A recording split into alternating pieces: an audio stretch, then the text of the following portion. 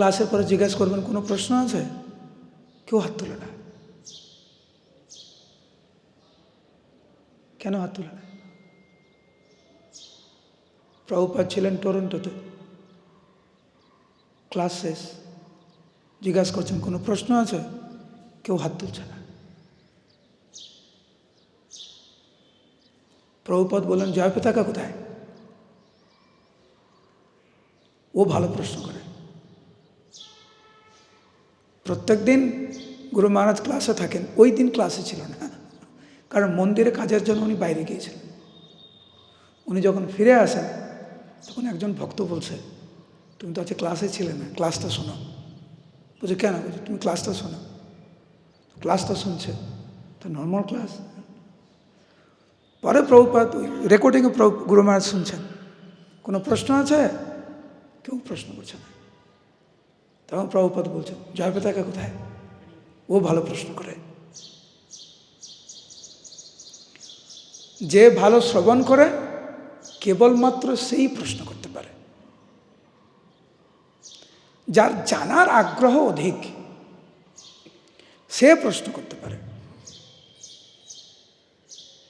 যে জীবনে সিদ্ধান্ত নিয়েছে আর মায়ার দাসত্ব করবে না, সে প্রশ্ন করতে পারে। যে হৃদয় থেকে কৃষ্ণের দাসত্ব স্বীকার করতে চায় সে প্রশ্ন করতে পারে। যে সিদ্ধান্ত নিয়েছে যে না, আমি কোনো না কোনোভাবে ভগবত ভক্তিতে আমি অগ্রসর হবই হব, সে প্রশ্ন করতে পারে, আর কেউ না। যারা গতানুগতিক ধারায় অভ্যস্ত তারা প্রশ্ন করে না, সাধারণত চলছে, চলবে, ঠিক আছে, এত তাড়াহুড়ো কিসের? কেন এক বেলা 16 মালা জপ করতে হবে কেন? ঠিক আছে, আজ করলাম না, কালকে করব। এইরকম ভাবধারার যারা ভক্ত তারা সাধারণত প্রশ্ন করে না। তাদের প্রশ্ন আছে অনেক। এই প্রশ্ন না, সকালে কি খাবো, দুপুরে কি খাবো, রাত্রে কি খাবো, এইটা নিয়ে অনেক প্রশ্ন থাকে। কীরকম কি করলে আমার এই জড়জাগতিক সুখ স্বাচ্ছন্দ্য বৃদ্ধি পাবে, সেইটা নিয়ে অনেক প্রশ্ন। অর্থনৈতিক উন্নতি কি করে হবে, সেই জন্য জীবন ভরে প্রশ্ন, অনেক প্রচেষ্টা। কি ধরনের জামা কাপড় পরব, কি ধরনের জুতো পরব, এইটা নিয়ে অনেক রিসার্চ এবং অনেক প্রশ্ন। আধ্যাত্মিক বিষয়ে কেন প্রশ্ন নাই? দেখবেন ভাগবতমের শেষ পর্যন্ত পরীক্ষিত মহারাজের প্রশ্নের শেষ নেই, সৌনক ঋষির প্রশ্নের শেষ নেই। এবং পরীক্ষিত মহারাজ, আমি মন দিয়ে শুনবেন নাহলে বুঝতে পারবেন না, পরীক্ষিত মহারাজ এবং সুখদেব গোস্বামীর মধ্যে যে কথোপকথন, পরীক্ষিত মহারাজের প্রশ্ন শেষ নাই। এই পরীক্ষিত মহারাজের প্রশ্ন শুনে সৌনকাদি ঋষিরা সুত গোস্বামীর থেকে যা শুনেছিলেন তার উপরে ভিত্তি করে প্রশ্নের শেষ নাই। সুখদেব গোস্বামী যখন বুঝাতে চাইছেন পরীক্ষিত মহারাজকে, উনিও কিন্তু আর দুই মহাত্মার কথোপকথন, প্রশ্ন উত্তর কিন্তু ওইটি পরীক্ষিত মহারাজের কাছে বলেছেন। সুত গোস্বামী পরীক্ষিত মহারাজের থেকে আর সুখদেব গোস্বামীর থেকে যেগুলো শ্রবণ করেছেন, প্রশ্ন এবং উত্তর যেগুলো শ্রবণ করেছেন, তার উপরে ভিত্তি করে উনি যা বলেছেন, তার উপরে ভিত্তি করে সৌনকাদি ঋষিদের প্রশ্নের শেষ নাই। কেন এরকম? কেন? আপনি একটু মনে মনে ভাবুন তো, কালকের আপনি কয়টা প্রশ্ন করেছেন মনে মনে? কোথায় যাব, কখন যাব, কি করব, কি করব না, হাজার প্রশ্ন করেছেন, কিন্তু তার মধ্যে কয়টি প্রশ্ন ছিল যে ভালো ভক্ত কি করে হব, ভালো জপ কি করে করব, বৈষ্ণবদের সাথে ভালো ব্যবহার কি করে করব, কালকের যেরকম আমি ছিলাম তার থেকে আজকের উন্নত জীবন কিভাবে করব, ভক্তি জীবনের কথা বলছে। আধ্যাত্মিক বিষয়ে যদি প্রশ্ন একটা থাকে, জাগতিক বিষয়ে প্রশ্ন কিন্তু আমাদের হাজার। কারণ আমরা জাগতিক জীবনে অভ্যস্ত, আধ্যাত্মিক জীবনে অভ্যস্ত নই আমরা। এবং আধ্যাত্মিক জীবনে যতটুকু অভ্যস্ত, এটা হচ্ছে গতানুগতিক। আমি আজকের সকালবেলা ভক্তি রসায়ন সাগর মহারাজকে একটা কথা বলছিলাম, তো উনি একটা সুন্দর কথা বলেছেন। উনি আমাকে বললেন যে যারা সকালের সাধন ভোজন করতে অভ্যস্ত না, সকালের মঙ্গলারতিতে আসতে অভ্যস্ত না, সকালে মন্দিরে বসে জপ করতে অভ্যস্ত না, যারা সকালে মন্দিরে বসে ভক্তের সাথে ক্লাস শুনতে অভ্যস্ত না, তারা যে কি হারাচ্ছে ওটা ওরা বুঝতে পারছে না। এই সকালে মঙ্গলারতিতে আসার যে কি আনন্দ, জপ করার কি আনন্দ, গুরু পূজায় দর্শনার্থী ভাগবত পাঠ শ্রবণে যে কি আনন্দ, ওটা ওরা বুঝতে পারছে না। কোনো না কোনোভাবে ওদের উৎসাহিত করতে হবে, তাহলে ওরা হচ্ছে এই রসটা পাবে, তাহলে আসবে। আমাদের অবস্থা কিন্তু এরকম। এই অধ্যায়ের নাম হচ্ছে শ্রীমদ্ ভাগবত সমস্ত প্রশ্নের উত্তর। বলুন আরেকবার, আমি বলছি, আমার পরে পরে আপনারা বলুন। শ্রীমদ্ ভাগবত সমস্ত প্রশ্নের উত্তর।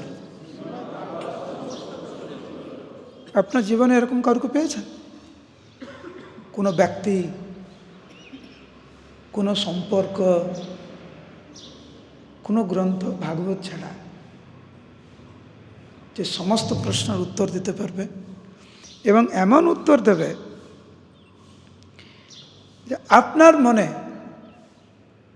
আর কোনো সন্দেহ থাকবে না। একটু ভাবুন, কত সম্পর্ক আমরা জড়িয়েছি।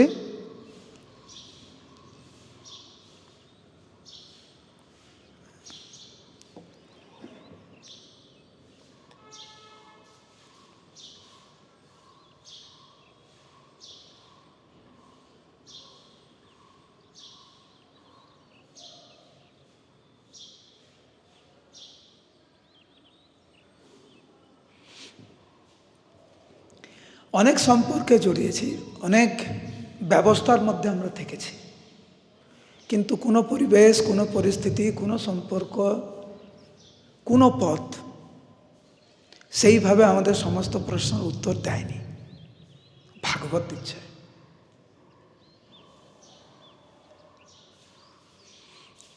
এইখানে যারা আছেন আপনাদের কিন্তু এটা প্রথম ভাগবত ক্লাস না, কিন্তু তাই না? কতবার ভাগবত শুনেছেন তারও ঠিক নেই। পরীক্ষিত মহারাজ একবারই ভাগবত শ্রবণ করেছেন,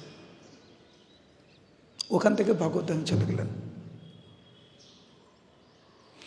কিন্তু আমরা হাজার ভাগবত শ্রবণ করেও সেরকম উৎসাহ, উদ্দীপনা ভক্তি জীবন নিয়ে সেরকম থাকে না। এই গতানুগতিক যে ভাবধারা, ওইটাই আমরা বজায় রাখি। কেন? এইখানে মই অসর্বজ্ঞ, আমি কিছু জানি না। কিন্তু ভাগবতকে, এই শ্রীমদ্ ভাগবতকে বলা হয়েছে সর্বজ্ঞ। এটা চৈতন্য ভাগবতের শব্দ। ভাগবত হচ্ছে সর্বজ্ঞ। আমি কিছু জানি না, ভাগবত সব জানে। যতক্ষণ না পর্যন্ত আমাদের ওই ভাবটা আসছে যে আমি ভগবানের সামনে বসে আছি। আমরা যখন ভগবানের সামনে যাই তখন মনে হয় এরকম করে যে আমারও তো কিছু আছে, তুমি এখানে পুজো পাচ্ছ, আমিও কিন্তু পুজো পাই, এরকম মনে হয়। এরকম মনে হয় না। ভগবানের সামনে গেলে ঠিক যেরকম আমরা ক্ষুদ্র অনুভব করি, যখন ভাগবতের সামনে আমরা আসবো, এইরকম ক্ষুদ্র ভাব যেদিনকে আমরা আমাদের আসবে। পরীক্ষিত মহারাজ যে ফল পেয়েছিলেন ভাগবত শ্রবণ করে, আমরাও একই ফল পাব। তার আগে না, ভাগবত ক্লাস দিই আমরা, ভাগবত শ্রবণ করি, কিন্তু ভাগবত পড়াও আপনে অজ্ঞ হইয়া। শ্রীমদ্ ভাগবত পাঠ শ্রবণ করার মনোভাব আর ভাগবত পাঠ করার যে মনোভাব, এটা অনেক গুরুত্বপূর্ণ। সেই জন্য কি ব্যাখ্যা মহাপ্রভুকে বলছেন দেবানন্দ পণ্ডিত, হে প্রভু, আমি কি ব্যাখ্যা করব? পড়াইমু বা কেমনে, কেমন করে পড়াবো? ইহা মরে আজ্ঞা প্রভু করহ আপনে। আপনি আমাকে আজ্ঞা করুন, কিভাবে ভাগবত শ্রবণ করব, কিভাবে ভাগবত অধ্যয়ন করব, কিভাবে শিখাবো। কারণ ভাগবতের মধ্যে সমস্ত প্রশ্নের উত্তর আছে। এইখানে শৌনকাদি ঋষিরা সৃষ্টির কিছু কথা শুনেছে, ঠিক আছে, শুনেছে।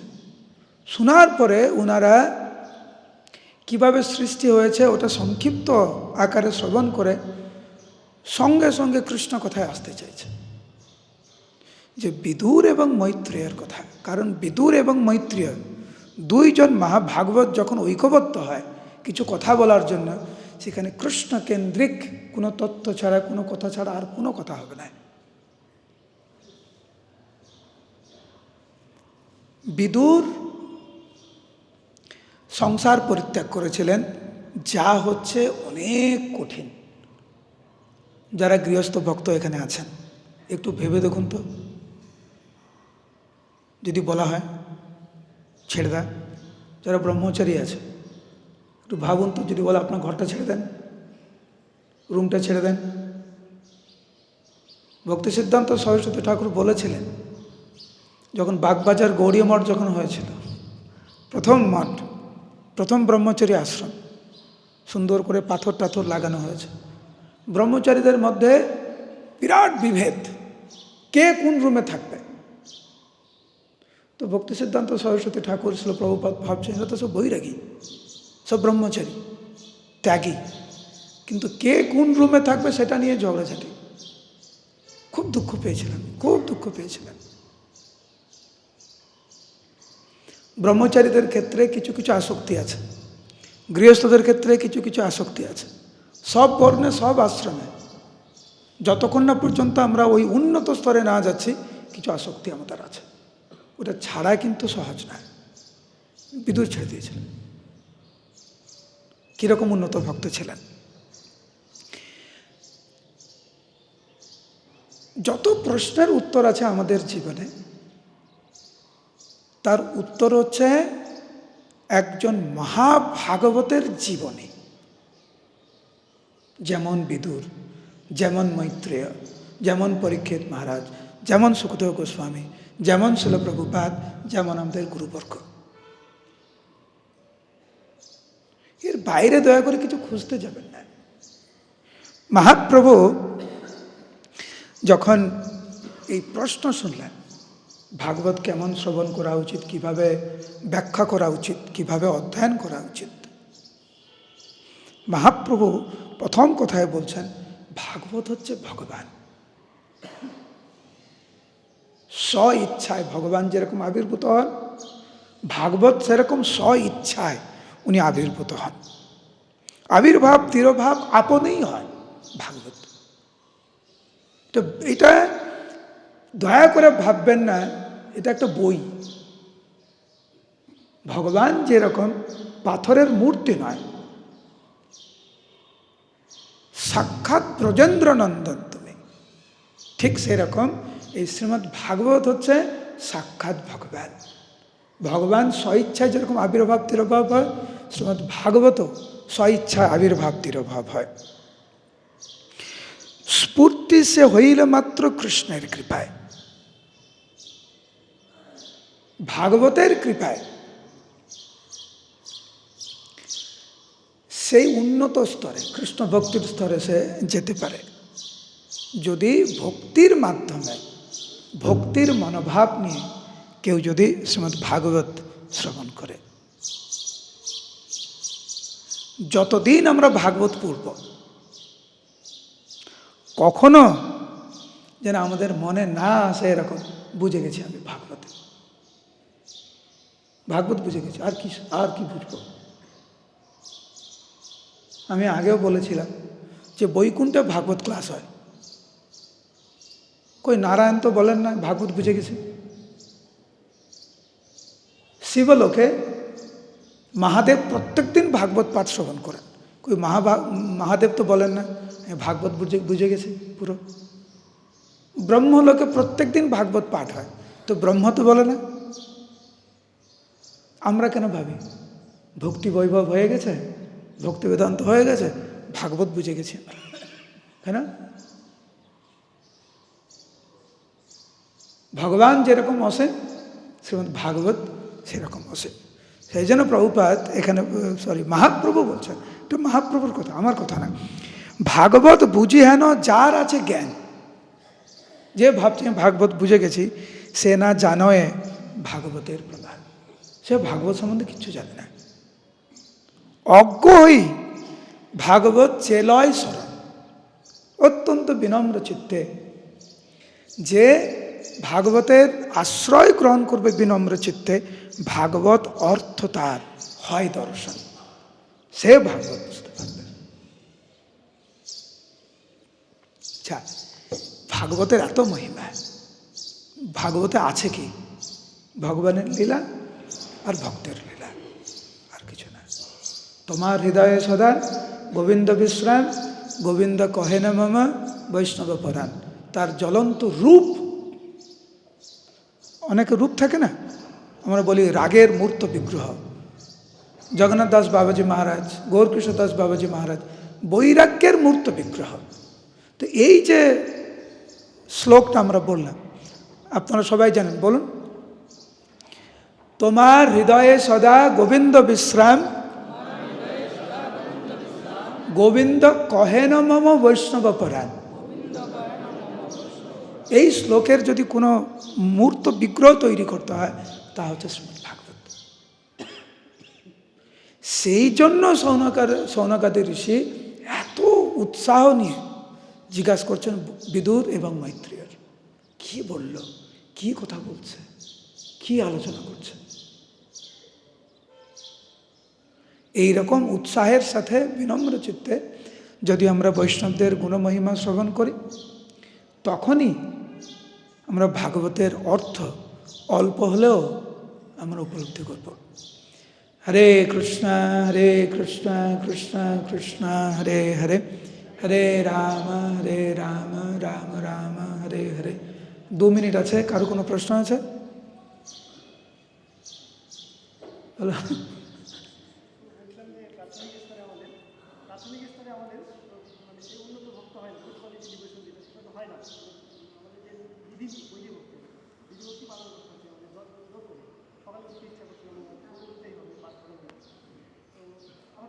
পরবর্তী ক্ষেত্রে কিছু কিছু সময় এরকম হয়, ঠিক আছে আমার মাঝে মাঝে মনে হয় না আজকে মনে হয়, সেই স্তর থেকে গুড কোয়ালিটি ডিভোশন ভালো